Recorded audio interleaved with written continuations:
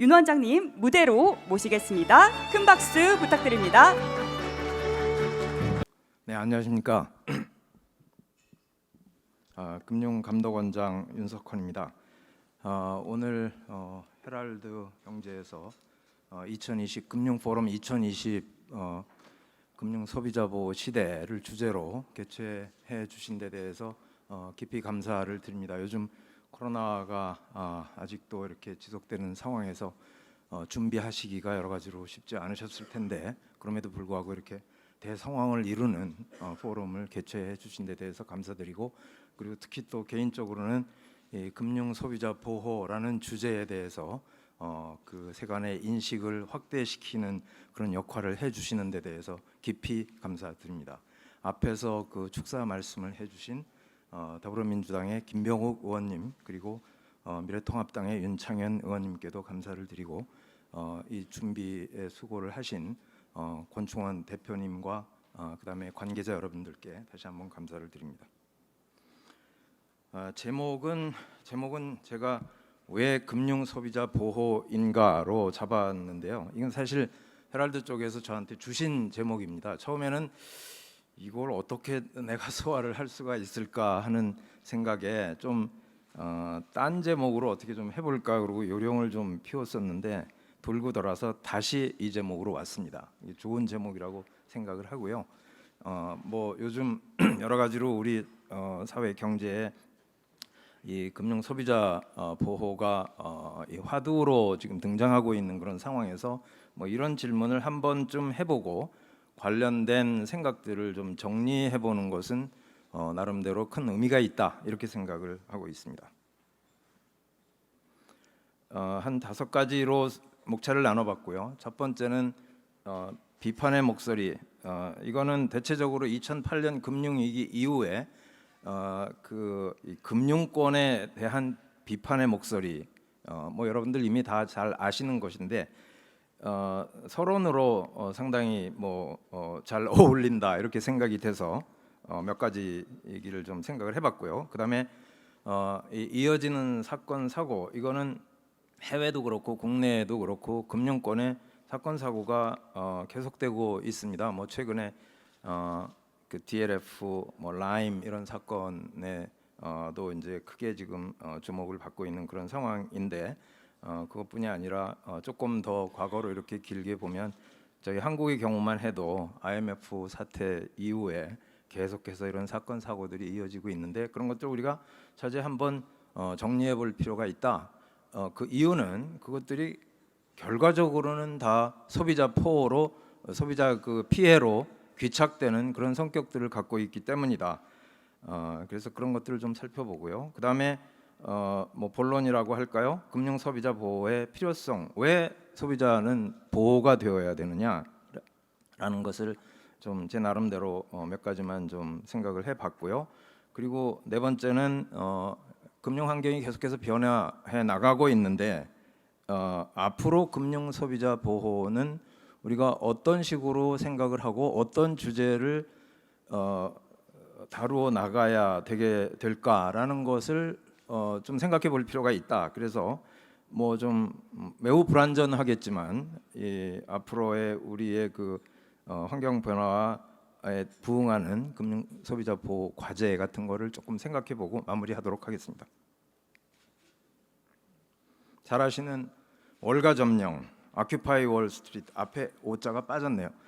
그러니까 2011년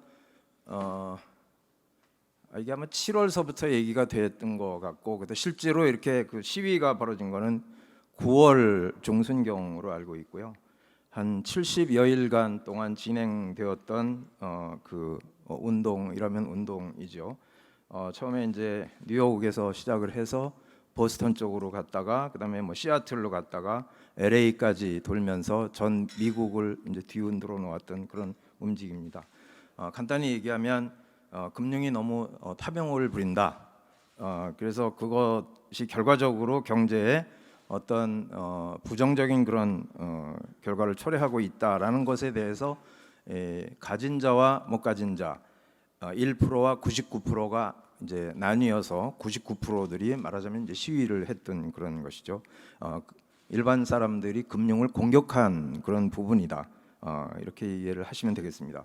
그 밑에 makers and takers라는 이거는 이제 뭐 여러 가지 경우에 사용되고 있지만 제가 여기서 인용을 한 것은 책 제목으로서 인용을 했습니다.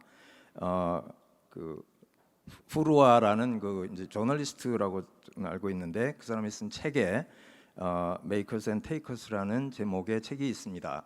Makers라는 건 뭐 당연히 제조업을 얘기하는 것이고 Takers라는 것은 제조업이 만들어 놓은 것을 금융인들이 가져간다. 이런 좀 부정적인 뉘앙스를 담고 있는 표현입니다.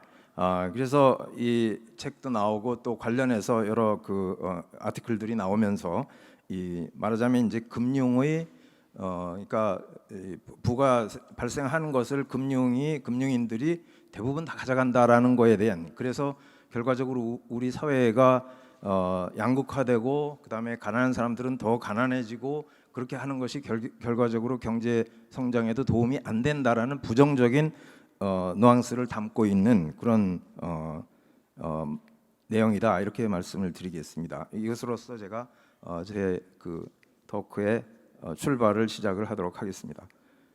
이게 우리나라의 상황인데요. 그 왼쪽 위에 그림은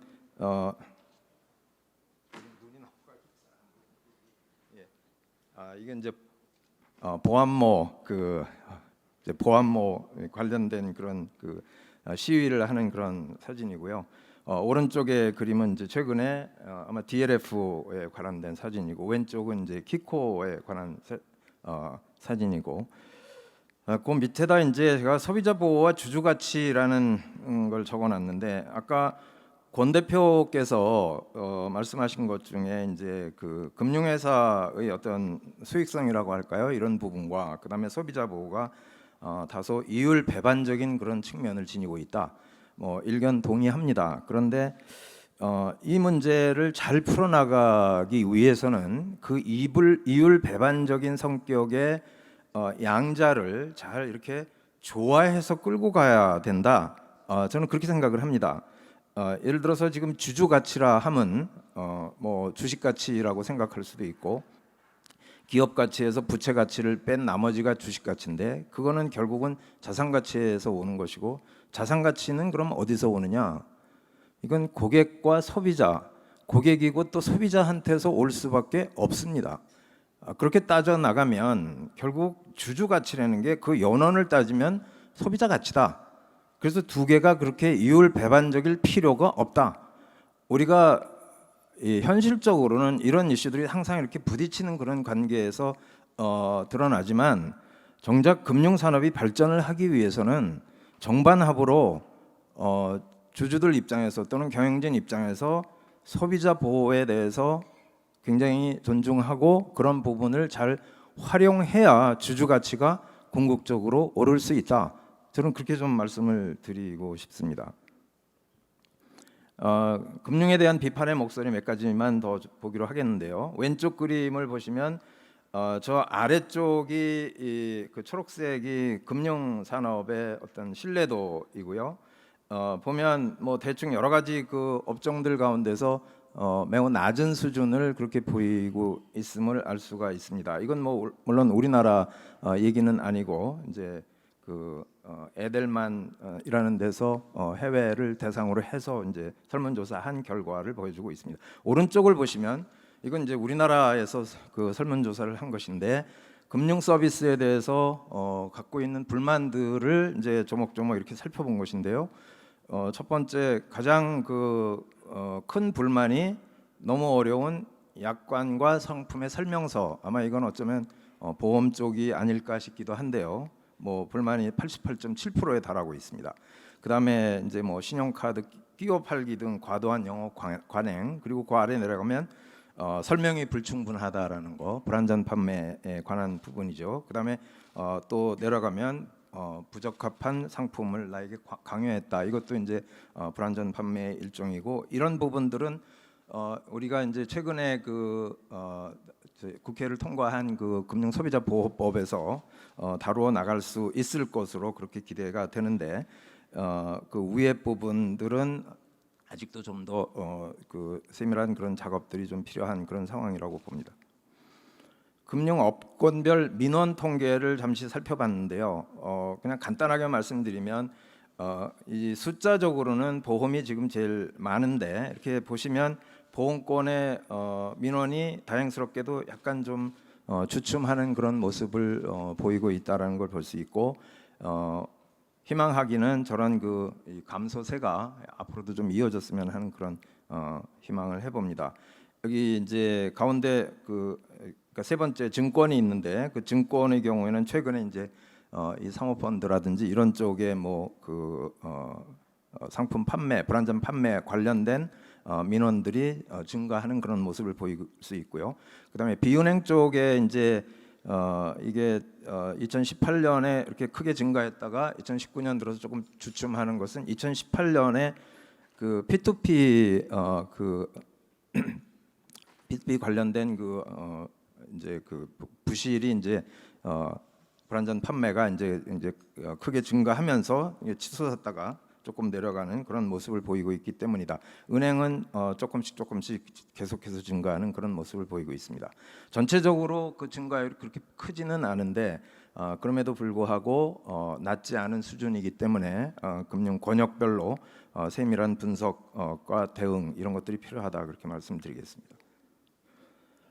사건 사고에 대해서 우선 해외 쪽을 먼저 좀 살펴보고 그러고 나서 국내를 살펴보고 그러도록 하겠습니다. 해외 그 왼쪽 그 그림을 먼저 보시면 이게 이제 모기지 파생 상품 관련된 불안전 판매의 제재금인데요.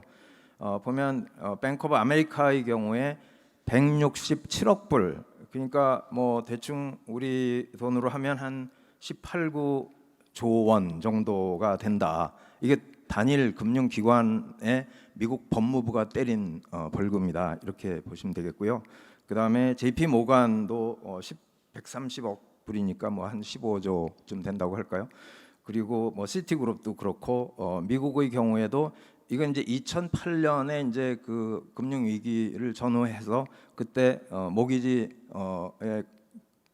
파생 상품을 걸어서 만든 상품들을 판매한 것이 불안전 판매가 되었고 그것에 대해서 사후에 미국에서 이제 그 금융 회사들을 제재한 그거와 관련된 제재금이다 이렇게 보시면 되겠습니다. 상당히 엄청난 금액들을 그러니까 금융 회사한테 부담을 시켰던 것으로 우리가 알 수 있습니다. 오른쪽을 보면 영국의 경우인데요.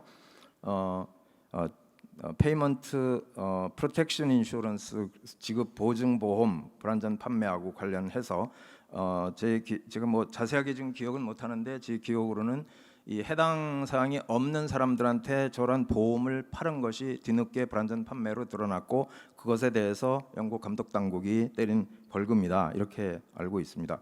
여기도 도합해서 지금 376억 파운드 이렇게 되니까 상당히 어마어마한 금액임을 알 수가 있습니다.